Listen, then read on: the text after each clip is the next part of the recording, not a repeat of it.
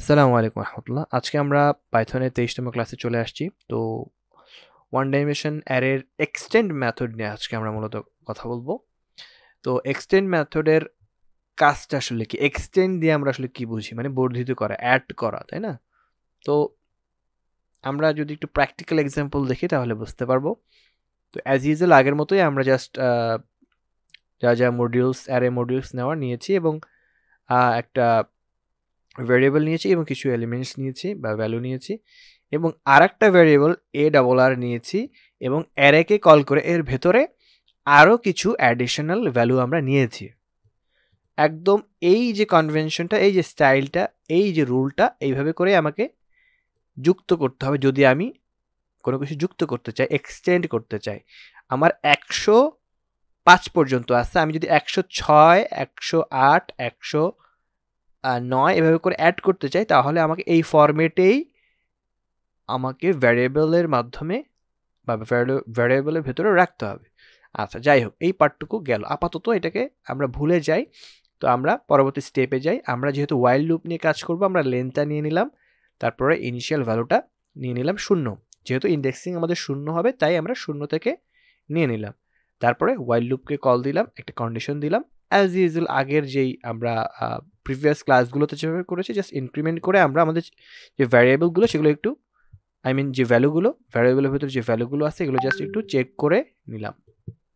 101, 2, 3, 4, 5। আচ্ছা, এইবার হচ্ছে আমরা এক্সটেন্ডেড যেই মানে এক্সটেন্ড যে মেথডটা সেটাকে ইমপ্লিমেন্ট করব। আচ্ছা, প্রথমে আমরা কি করলাম? আমাদের ভ্যারিয়েবলকে ডাক দিলাম, এই ভ্যারিয়েবলটাকে আমরা ডাক দিলাম। তারপরে নিয়ম হচ্ছে, রুলস হচ্ছে ডট দিতে হবে। তারপরে এক্সটেন্ড এই মেথডটাকে লিখতে হবে। লেখার পরে একটা প্যারেন্থেসিস থাকবে, পেয়ার অফ প্যারেন্থেসিস বা ফার্স্ট ব্র্যাকেটও আমরা বলতে পারি।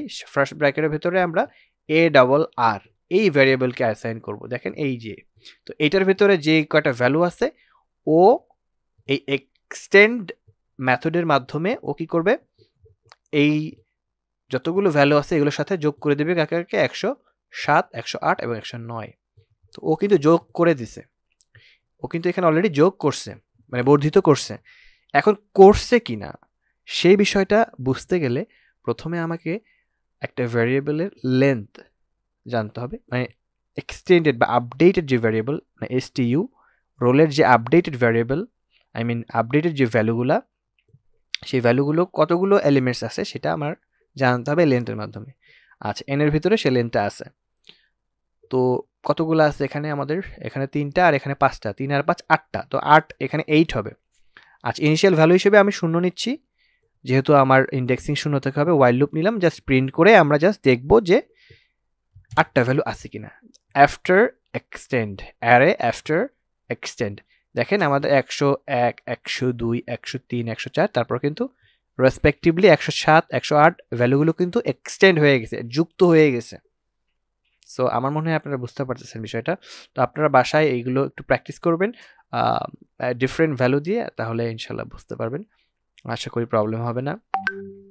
যেমন ধরেন আমি যদি আরও এক্সটেন্ড করি, ধরেন আমি যদি এটাকে কপি করে নিই, কপি করে আমি যদি এখানে লিখি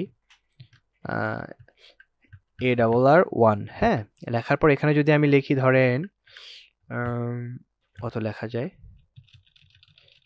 এখানে ধরেন 110 লিখলাম, তারপরে ধরেন 111 লিখলাম, ঠিক আছে? লেখার পর আমি যদি চাই STU, এটাকে আমি কপি করে নিয়ে আসি, এই ফুল পার্টটাকে কপি করে নিয়ে আসি। আপনারা নিজেরা টাইপ করবেন, কপি করবেন না, এভাবে প্র্যাকটিস করবেন। আমি এটা দিয়ে দিলাম। দেওয়ার পর এখন যদি আমি এন্টার করি, দেখেন এখানে কিন্তু এক্সটেন্ড হয়ে গেছে 110 আর 111। এখন হয়ে গেছে কি না সেই জিনিসটা বুঝতে গেলে আমাকে এই পুরো পার্টটা কপি করে আনতে হবে। আমি পুরো পার্টটাকে কপি করে এনে বসাই দিচ্ছি। কি হচ্ছে আমার মনে হয় আপনারা বুঝতেছেন। দেখেন প্রিন্ট দেওয়ার সাথে সাথে আমার কিন্তু 110, 111, 110, 111 এগুলো চলে আসছে কিন্তু, মানে অ্যাড হয়ে গেছে কিন্তু, তাই না? আচ্ছা, আমরা আবার ক্লিয়ার করে দিই, ক্লিয়ার করে দিলে বোঝা যাবে বিষয়টা।